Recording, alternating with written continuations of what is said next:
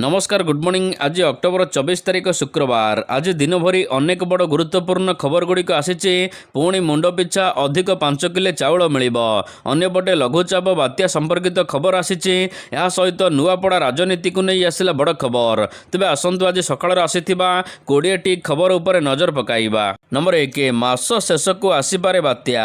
शीतुआ सकाळ को अपेक्षा करिथिबा ओडिशावासी एबे आहुरी 2टी लघुचापर प्रकोप सहिबे। दक्षिण पश्चिम मौसुमी वायु राज्य विदाई नहीं सारी बेले किंतु आहुरी सप्ताह पर्यंत राज्य में वर्षा संभावना रही। उभय लघुचाप मिसे बात्या आशंका सृष्टि करुथिबा बेले ए जाए पाणीपाग वैज्ञानिक माने बात्या को नहीं किंतु आकलन करि नाहांती। दक्षिण पश्चिम बंगोपसागर उपरे गतकाली एक लघुचाप क्षेत्र सृष्टि होइछि। यह धीरे धीरे पश्चिम उत्तर पश्चिम आड़ को गति करने सहित अधिक घनीभूत होई आज सुधा आंध्र प्रदेश उपकूल आड़े अवपातर रूप नेब। एथिरे ओडिशार मध्य वर्षा संभावना रही। अन्यपटे आसंता 29 किंबा 30 तारीख बेलक बंगोपसागर रे तृतीय लघुचाप सृष्टि होई पारे। ए नहीं पाणीपाग वैज्ञानिक माने आकलन करुचंती। नंबर 2, पंचम श्रेणी रु अष्टम श्रेणी पर्यंत लागू है पास फेल व्यवस्था। एणिकी पंचम एवं अष्टम श्रेणी छात्र छात्री वार्षिक परीक्षार मूल्यांकन करा। जिला स्तर में प्रश्नपत्र छपाଯିबा सहित सुरक्षा व्यवस्था मध्य रखाजिब। परीक्षा दिन सकाळे विद्यालय में पहुँचब प्रश्नपत्र। परीक्षार सुपरिचालना पई गणशिक्षा विभाग पक्षरु एभली गाइडलाइन जारी करा जायछि। तबे एणिकी छात्र छात्री मानकर पाठ को जगिबे सरकार। फेब्रुआरी मासरे परीक्षा करा सहित मार्च शेष सप्ताह रे परीक्षा फल प्रकाश करने दिगरे पदक्षेप निया जाउछि। 30% मार्क रखिले पिला पास करिवे। जो माने कृतकार्य हेबे नाही सेमानक पई सप्लीमेंटारी परीक्षा करा जिवो। मन कहूछि किछि नुआ करिबा पई हेले पाखरे संबल नाही। तेबे व्यस्त हुंतु नाही। मधुलिका एंटरप्राइजेस एबे बुझिबो आपणक मन कथा। क्षुद्र शिल्प ठारू नै मध्यम शिल्प पई सुलभ मूल्य रे जोगाई देबो। समस्त प्रकार मेसिन और रॉ मटेरियल जहाकु नै आपण सहज आरंभ करि परिबे नुआ एक व्यवसाय। अधिक जानिबा पई आज ही कॉल करंतु। नंबर 3, ओडिशा रे वेदांत करिबो सबुठार बड़ प्रकल्प। वेदांत आलुमिनियम ओडिशा रे सबुठार बड़ प्रकल्प प्रतिष्ठा करिबो। एही प्रकल्प ढेंकानाल जिल्ला रे हेबो। एथि पई 1 लाख कोटी टंका निवेश करा जिवो। वेदांत आलुमिनियम रो प्रतिष्ठाता एवं अध्यक्ष अनिल अग्रवाल गुरुवार दिन ए नै घोषणा करिसंती। से आहुरी मध्य कहिसंती जे Vedanta aluminium 30 lakh tonne aluminium plant प्रतिष्ठा करिबो। एही प्रकल्प रे 30 ରୁ 40 ହଜାର ଲୋକ କାମ ପାଇବେ। ପ୍ରକଳ୍ପ କାମ ସରିବାକୁ ପ୍ରାୟ 3.5 ବର୍ଷ ସମୟ ଲାଗିବ। ମୁଖ୍ୟମନ୍ତ୍ରୀ ମୋହନ ଚରଣ ମାଝୀଙ୍କ ସହିତ ଆଲୋଚନା ପରେ ବେଦାନ୍ତ ମୁଖ୍ୟ ଅନିଲ ଅଗ୍ରୱାଲ ଗଣମାଧ୍ୟମକୁ ଏ ନେଇ ସୂଚନା ଦେଇଛନ୍ତି। नंबर 4, भसाणी पूर्वर कटक बढ़ी सुरक्षा।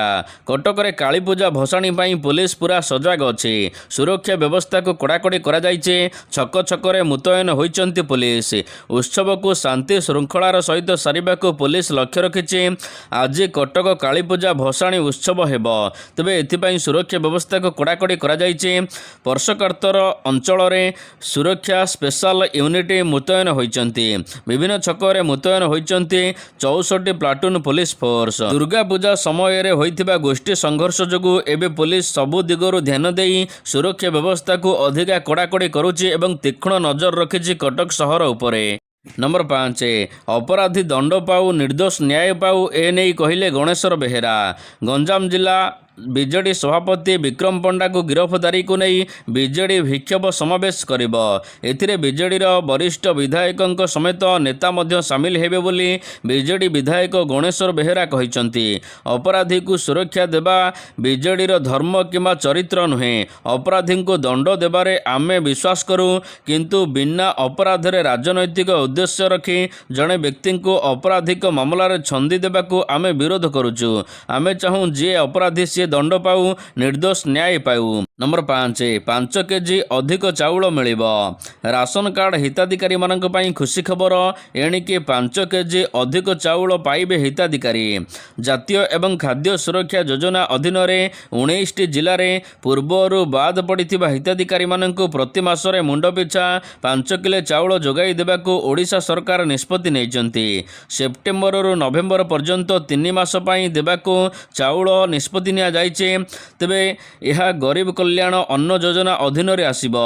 ଖାଦ୍ୟ ଯୋଗାଣ ଏବଂ ଗ୍ରାହକ କଲ୍ୟାଣ ବିଭାଗ ଦ୍ୱାରା ଜାରି କରାଯାଇଥିବା ନିର୍ଦ୍ଦେଶ ଅନୁସାରେ ଜାତୀୟ ଖାଦ୍ୟ ସୁରକ୍ଷା ଆଇନ ଅନ୍ତର୍ଦ୍ଦୟ ଅନ୍ନ ଯୋଜନା ଏବଂ ରାଜ୍ୟ ଖାଦ୍ୟ ସୁରକ୍ଷା ଯୋଜନା ଅଧୀନରେ ପୂର୍ବରୁ ଯୋଗାଇ ଦିଆଯାଉଥିବା 5 କିଲୋ ଚାଉଳ ବ୍ୟତୀତ ଏବେ ମୁଣ୍ଡ ପିଛା ପୁଣି ଅଧିକ 5 କିଲୋ ମିଳିବ। 19ଟି ଜିଲ୍ଲାର କଲେକ୍ଟରମାନଙ୍କୁ ଅକ୍ଟୋବର 31 ତାରିଖ ସୁଦ୍ଧା ଚାଉଳ ଉଠାଇ ଏବଂ ଉଚିତ ମୂଲ୍ୟ ଦେଇ ନଭେମ୍ବର 10 ତାରିଖ ସୁଦ୍ଧା ସାରିବାକୁ ନିର୍ଦ୍ଦେଶ ଦିଆଯାଇଛି। ନମ୍ବର 6 ଭୁବନେଶ୍ୱରରେ ପୁଣି ଲାଗିବ ପ୍ଲାଷ୍ଟିକ ଉପରେ କଟକଣା। ଭୁବନେଶ୍ୱର ସହରର ପ୍ରତ୍ୟେକ ବଜାରରେ ପଲିଥିନ୍ ବ୍ୟାଗ ଏବେ ବି ଭର୍ତ୍ତି ହୋଇ ରହିଥିବାରୁ ଭୁବନେଶ୍ୱର ମ୍ୟୁନିସିପାଲ କର୍ପୋରେସନ BMC ପକ୍ଷରୁ ରଣନୀତିରେ ପରିବର୍ତ୍ତନ କରିବାକୁ ଯୋଜନା କରାଯାଉଛି। ଏନେଇ ପ୍ଲାଷ୍ଟିକ ଉତ୍ପାଦକ ୟୁନିଟ୍ ଗୁଡ଼ିକୁ ଟାର୍ଗେଟ କରିବାକୁ BMC ପ୍ଲାନ୍ କରୁଛି। ପ୍ଲାଷ୍ଟିକ ବିରୋଧରେ ଅଭିଯାନରେ ଦୋକାନୀଙ୍କୁ ଧରିବା ଏବଂ ଦଣ୍ଡିତ କରିବା ଏପର୍ଯ୍ୟନ୍ତ ଫଳପ୍ରଦ ହେଲା ନାହିଁ ବୋଲି ଅଧିକାରୀମାନେ କହିଛନ୍ତି। ତେଣୁ BMC ନିୟମିତ କାର୍ଯ୍ୟାନୁଷ୍ଠାନ ଏବଂ ସଚେତନତା ସହିତ ଯୋଗାଣକାରୀ ଏବଂ ନିର୍ମାତାମାନଙ୍କ ଉପରେ ଏବେ ଲଗାମ ଲଗାଇବାକୁ ଚିନ୍ତା କରୁଛି। ପତଳା କ୍ୟାରି ବ୍ୟାଗ୍ ତିଆରି କରୁଥିବା ଉତ୍ପାଦନ ୟୁନିଟ୍ ପ୍ରତି କଠୋର ପଦକ୍ଷେପ ଏଣିକି ଗ୍ରହଣ କରିବ BMC। ନମ୍ବର 7 JNU ନିର୍ବାଚନ ତାରିଖ ଘୋଷଣା। ସାରା ଭାରତର ଛାତ୍ର ରାଜନୀତିରେ ଗୁରୁତ୍ୱ ବହନ କରୁଥିବା ଜବାହରଲାଲ ନେହେରୁ ବିଶ୍ୱବିଦ୍ୟାଳୟର ଛାତ୍ର ସଂଘ ନିର୍ବାଚନ ତାରିଖ ଘୋଷଣା ହୋଇଛି। ବିଶ୍ୱବିଦ୍ୟାଳୟର ନିର୍ବାଚନ ସମିତି ତରଫରୁ ତାରିଖ ଘୋଷଣା କରାଯାଇଛି। ଦୀର୍ଘ ଦିନର ଅପେକ୍ଷା ପରେ ଜାରି ହୋଇଥିବା ନୋଟିସରେ ସ୍ପଷ୍ଟ କରାଯାଇଛି କି ନଭେମ୍ବର 4 ତାରିଖରେ ଭୋଟ ଗ୍ରହଣ ହେବ। ନଭେମ୍ବର 6 ତାରିଖରେ ଫଳାଫଳ ଘୋଷଣା କରାଯିବ। ନିର୍ବାଚନ କମିଟି ତରଫରୁ ଜାରି ହୋଇଛି ବିଜ୍ଞପ୍ତି। ଅକ୍ଟୋବର 24 ତାରିଖରୁ ଆରମ୍ଭ ହେବ ନିର୍ବାଚନ ପ୍ରକ୍ରିୟା। ତେବେ ଦିନ ମତାମତ ସୂଚୀ ଜାରି କରାଯାଇଛି। ମତଦାନ ସୂଚୀରେ ଥିବା ତ୍ରୁଟି ସୁଧାର କରାଯିବ ଏବଂ ସକାଳ 9ଟାରୁ ସନ୍ଧ୍ୟା 5ଟା ପର୍ଯ୍ୟନ୍ତ କରାଯିବ ଭୋଟ ଗ୍ରହଣ। ଏହା ସହିତ ଅକ୍ଟୋବର 25 ତାରିଖରେ ନାମାଙ୍କନ ଫର୍ମ ଦାଖଲ କରିବେ ଆଶାୟୀ ପ୍ରାର୍ଥୀ। ନମ୍ବର 8 ଇ ଚାଲାଣକୁ ନେଇ ଆସୁଛି ବଡ଼ ଖବର। ଚାଲାଣକୁ ନେଇ ନିଷ୍ପତ୍ତି ନେଇପାରନ୍ତି ସରକାର। ବିଭିନ୍ନ କୋର୍ଟରେ ବିଚାରାଧୀନ ଥିବା ଇ ଚାଲାଣ ପ୍ରତ୍ୟାହାର କରିବା ପଦ୍ଧତି ଯାଞ୍ଚ ଏବଂ ସରକାରଙ୍କୁ ସୁପାରିଶ କରିବାକୁ ଆଇନ ବିଭାଗର ପ୍ରମୁଖ ସଚିବଙ୍କ ଅଧ୍ୟକ୍ଷତାରେ ବସିବ ବୈଠକ। 24 ତାରିଖ ଅପରାହ୍ନ 3ଟାରେ ଲୋକସଭା ଭବନରେ ଏନେଇ ଆଜି ବୈଠକ ବସିବାକୁ ଯାଉଛି। ବହୁ ସଂଖ୍ୟକ ଇ ଚାଲାଣ ଯାହା ନିର୍ଦ୍ଧାରିତ ସମୟ ମଧ୍ୟରେ RTO ଏବଂ ପୋଲିସ କର୍ତ୍ତୃପକ୍ଷଙ୍କ ସ୍ତରରେ ଫଇସଲା କରାଯାଇ ପାରିଲା ନାହିଁ, ସେଗୁଡ଼ିକୁ କୋର୍ଟକୁ ପଠାଯାଇଛି। ଏଗୁଡ଼ିକ ଏବେ କୋର୍ଟରେ ବିଚାରାଧୀନ ରହିଛି। ଏହା ଉପରେ ନିଆଯିବ ନିଷ୍ପତ୍ତି। ଏନେଇ ଆଇନ ବିଭାଗର ପ୍ରମୁଖ ସଚିବଙ୍କ ଅଧ୍ୟକ୍ଷତାରେ ଗଠନ ହୋଇଥିଲା କମିଟି। ଆଜି ବସିବାକୁ ଥିବା ବୈଠକରେ କୋର୍ଟରେ ବିଚାରାଧୀନ ଥିବା ଇ ଚାଲାଣ ପ୍ରତ୍ୟାହାରକୁ ନେଇ ବଡ଼ ନିଷ୍ପତ୍ତି ନେଇପାରନ୍ତି ସରକାର। ନମ୍ବର 9 ରାମଧର ସହିତ 50 ମାଓବାଦୀଙ୍କ ଆତ୍ମସମର୍ପଣ। ମାଲକାନଗିରି ସୀମାନ୍ତ ଛତିଶଗଡ଼ରେ ମାଓବାଦୀ ସଂଗଠନ ଘୁଷୁଡ଼ିବାରେ ଲାଗିଛି। ତେବେ ଚଳିତ ମାସରେ ଲଗାତାର ମହାରାଷ୍ଟ୍ରରେ 300 ନକ୍ସଲ ଆତ୍ମସମର୍ପଣ କରିଥିବା ବେଳେ ଏବେ ପୁଣି 50 ନକ୍ସଲ ଆତ୍ମସମର୍ପଣ କରିଛନ୍ତି। ଏମାନଙ୍କ ନେତୃତ୍ୱ ନେଇଥିଲେ କେନ୍ଦ୍ରୀୟ କମିଟି ମେମ୍ବର ରାମଧର ଓରଫ ମାଝୀ ଦେବ। ତେବେ ମାଓ ସଂଗଠନ ଉପରେ ପୁରସ୍କାର ରାଶି ଘୋଷଣା କରାଯାଇଥିଲା 50 ଲକ୍ଷ ଟଙ୍କା। ରାମଧର ନାମରେ ସରକାର 50 ଲକ୍ଷ ଟଙ୍କା ପୁରସ୍କାର ଘୋଷଣା କରିଥିଲେ। ଏବେ ସମସ୍ତେ ମାଓବାଦୀ ଆତ୍ମସମର୍ପଣ କରୁଥିବାରୁ ଆଗାମୀ ଦିନରେ ମାଓମୁକ୍ତ ହୋଇଯିବ ଭାରତ। ନମ୍ବର 10 8 ଜୋନ୍ ଜଗିବେ 8 ମନ୍ତ୍ରୀ। ନୂଆପଡ଼ା ଜିତିବାକୁ ବିଜେପିର କସରତ। ନୂଆପଡ଼ା ନିର୍ବାଚନ ପାଇଁ 8 ମନ୍ତ୍ରୀଙ୍କୁ 8ଟି ଜୋନ୍ର ଦାୟିତ୍ୱ ଦିଆଯାଇଛି। 8ଟି ଜୋନ୍କୁ ଜଗିବେ 8 ଜଣ ମନ୍ତ୍ରୀ। ତେବେ ମିଳିଥିବା ସୂଚନା ମୁତାବକ ଅନ୍ୟପଟେ ବିଜେଡି ମଧ୍ୟ ନେତାମାନଙ୍କୁ ଦାୟିତ୍ୱ ବାଣ୍ଟିଛି। ନୂଆପଡ଼ା ଉପନିର୍ବାଚନ ପାଇଁ ବିଜୁ ଜନତା ଦଳ ମଧ୍ୟ ଦାୟିତ୍ୱ ବାଣ୍ଟି ସାରିଛି। BJD Nuapada block, Nuapada NSC Komna block, ଏହା ସହିତ ଖରିଅର ରୋଡ NSCରେ ଦଳର ନେତାମାନଙ୍କୁ ଦାୟିତ୍ୱ ଦେଇଛି। ନୂଆପଡ଼ା ବ୍ଲକ ପାଇଁ ନିରଞ୍ଜନ ପୂଜାରୀ, ସଞ୍ଜୟ ଦାସ ବର୍ମା, ଅରୁଣ ସାହୁ, ପ୍ରତାପ ଜେନା, କ୍ୟାପ୍ଟେନ ଦିବ୍ୟଶଙ୍କର ମିଶ୍ର, ଏହା ସହିତ ପ୍ରୀତିରଞ୍ଜନ ଘଡ଼ାଇ। ନମ୍ବର 11 5ଟି ନାମାଙ୍କନ ନାକଜ। ନୂଆପଡ଼ା ଉପନିର୍ବାଚନ ପାଇଁ 5ଟି ନାମାଙ୍କନ ପତ୍ର ନାକଜ ହୋଇଛି। ଏନେଇ ସୂଚନା ଦେଇଛନ୍ତି ଓଡ଼ିଶା ମୁଖ୍ୟ ନିର୍ବାଚନ ଅଧିକାରୀ। ନାକଜ ହୋଇଥିବା ପ୍ରାର୍ଥୀପତ୍ର ଗୁଡ଼ିକ ହେଉଛି ବହୁଜନ ସମାଜବାଦୀ ପାର୍ଟି ପ୍ରାର୍ଥୀ, ଏହା ସହିତ ରାଷ୍ଟ୍ରୀୟ ପରିବର୍ତ୍ତନ ଦଳ ପ୍ରାର୍ଥୀ ଏବଂ 3 ସ୍ୱାଧୀନ ପ୍ରାର୍ଥୀଙ୍କର ନାମାଙ୍କନ ମଧ୍ୟ ନାକଜ ହୋଇଛି। ଏହା ସହିତ ନଭେମ୍ବର 11 ତାରିଖରେ ହେବାକୁ ଥିବା ଉପନିର୍ବାଚନରେ 3ଟି ପ୍ରମୁଖ ରାଜନୈତିକ ଦଳ ବିଜେପି, ବିଜେଡି ବିଜେଡି କଂଗ୍ରେସ ସମେତ ଏବେ 14 ଜଣ ପ୍ରାର୍ଥୀ ନିର୍ବାଚନ ମଇଦାନରେ ଅଛନ୍ତି। ନମ୍ବର 12 ଏଣିକି ଟ୍ରେନ୍ରେ ସେଲ୍ଫି କିମ୍ବା ରିଲ୍ସ କଲେ ହେବ କାର୍ଯ୍ୟାନୁଷ୍ଠାନ। ପୂର୍ବତଟ ରେଳପଥ ଜନସାଧାରଣମାନଙ୍କୁ ବିଶେଷ କରି ଯୁବପିଢ଼ି ଏବଂ ସାମାଜିକ ଗଣମାଧ୍ୟମର କୁଶଳୀମାନଙ୍କୁ ଏବେ ରେଳପଥ ଟ୍ରାକ୍ ଉପରେ କିମ୍ବା ନିକଟରେ ଚାଲୁଥିବା ଟ୍ରେନ୍ରେ କୌଣସି ପ୍ରକାର ଯଦି ଭିଡ଼ିଓ ସୁଟିଂ କରନ୍ତି କିମ୍ବା ରିଲ୍ସ ତିଆରି କରନ୍ତି କିମ୍ବା ଫଟୋ ଉଠାନ୍ତି ତେବେ ଆପଣଙ୍କୁ ଏଣିକି ଆଇନର ସମ୍ମୁଖୀନ ହେବାକୁ ପଡ଼ିବ। ରେଳବାଇ ପକ୍ଷରୁ କଡ଼ା ସଚେତନତା ଅଭିଯାନ ଆରମ୍ଭ କରାଯାଇଛି। ପୂର୍ବତଟ ରେଳପଥ ସ୍ପଷ୍ଟ କରିଛି ଯେ ବେପରୁଆ କାର୍ଯ୍ୟ କେବଳ ଜୀବନ ପାଇଁ ନୁହେଁ ବିପଦପୂର୍ଣ୍ଣ ଅଟେ। ତେଣୁ ଏହାକୁ ବେଆଇନ ଭାବରେ ଘୋଷଣା କରାଯିବା ସହିତ 1998 ଅନୁସାରେ କଡ଼ା ଦଣ୍ଡବିଧାନ ଦିଆଯିବ ଅପରାଧୀଙ୍କ ଉପରେ ଏଣିକି। ନମ୍ବର 13 ଗ୍ରାହକଙ୍କ ପାଇଁ ଖୁସି ଖବର କମିଲା 7,000 ଟଙ୍କା ସୁନା ଦର। ଧନତେରସ ପରଠାରୁ ସୁନା ଦର ଲଗାତାର ଭାବରେ କମୁଛି। ତେବେ ପୂର୍ବବର୍ଷ ଅପେକ୍ଷା ଚଳିତ ବର୍ଷ ଦୀପାବଳି ଏବଂ ଧନତେରସ ଉତ୍ସବରେ 35ରୁ 40% ଅଧିକ ବିକ୍ରି ସୁନା ରୂପା ହୋଇଛି। ତେବେ ଏବେ ସୁନା ଦର ଗ୍ରାହକମାନଙ୍କୁ ଆଶ୍ୱସ୍ତି ଦେଇଛି। ଆଜି ଭାରତୀୟ ବଜାରରେ 24 କ୍ୟାରେଟ୍ ସୁନା ଦର 1,25,080 ଟଙ୍କା ରହିଛି।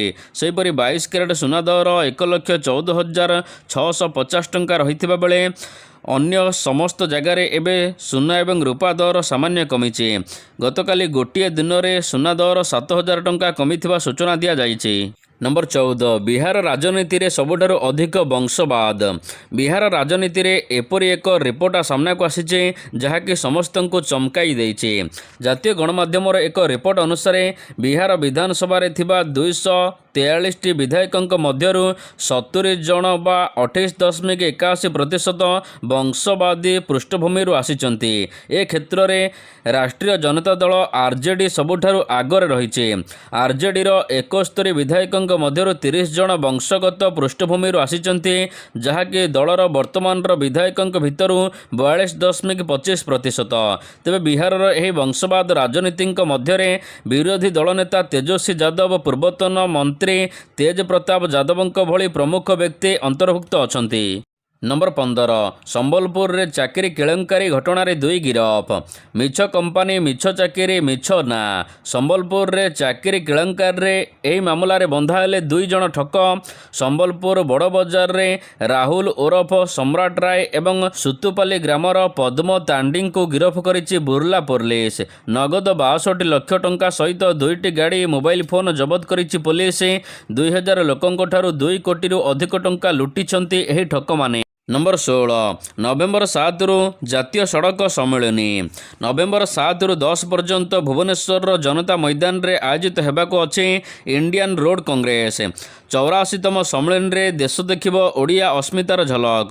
ଓଡ଼ିଶାର କଳା ସଂସ୍କୃତି ସହିତ ପର୍ଯ୍ୟଟନ, ହସ୍ତଶିଳ୍ପ, ହସ୍ତତନ୍ତ ସମେତ ପାରମ୍ପରିକ ଓଡ଼ିଆ ଖାଦ୍ୟର ସ୍ୱାଦ ନେବେ ଅତିଥି। ଓଡ଼ିଶାରେ 6ଠ ଥର ପାଇଁ ଆୟୋଜିତ ହୋଇଥିବା ଏହି ସଡ଼କ ମହାକୁମ୍ଭ ପାଇଁ ସରକାରଙ୍କ ପକ୍ଷରୁ ଜୋରଦାର ପ୍ରସ୍ତୁତି ଚାଲିଛି। ସୂଚନା ଅନୁସାରେ ଏହି ସମ୍ମିଳନୀରେ ଭିଆଇପିଙ୍କ ସମେତ 2,000ରୁ ଅଧିକ ଲୋକ ଯୋଗ ଦେବେ। ନମ୍ବର 17 ମହାରାଷ୍ଟ୍ରରେ ବଢ଼ୁଛି ବାଘ ମୃତ୍ୟୁ। ମହାରାଷ୍ଟ୍ରରେ ବାଘ ମୃତ୍ୟୁ ସଂଖ୍ୟା ଦିନକୁ ଦିନ ବଢ଼ିବାରେ ଲାଗିଛି। 2022 ଜାନୁଆରୀରୁ ସେପ୍ଟେମ୍ବର 2025 ମଧ୍ୟରେ 142 ବାଘ ଏବଂ 537 କଲରାପତରିଆ ବାଘଙ୍କର ମୃତ୍ୟୁ ହୋଇଛି। କେବଳ 2025 ମସିହା ବର୍ତ୍ତମାନ ସୁଦ୍ଧା 35ରୁ 115 କଲରାପତରିଆ ବାଘ ମୃତ୍ୟୁ ହୋଇଛି। ଗତବର୍ଷ ତୁଳନାରେ ଏହି ସଂଖ୍ୟା ଅଧିକ ବଢ଼ିଛି। ନମ୍ବର 18 ରୁଷ ଉପରେ ଟ୍ରମ୍ପଙ୍କ ଡବଲ ଆଟାକ୍। ଆମେରିକା 2ଟି ତୈଳ ରାଷ୍ଟ୍ରୀୟ କମ୍ପାନୀ ଉପରେ ପ୍ରତିବନ୍ଧକ ଲଗାଇଛି। ଏମାନେ ରୁଷର 2ଟି ବୃହତ ତୈଳ କମ୍ପାନୀ ଏବଂ ଏହି ପ୍ରତିବନ୍ଧକ ମସ୍କୋର ଅର୍ଥନୀତିକୁ ପ୍ରଭାବିତ କରିବାର ସମ୍ଭାବନା ରହିଛି।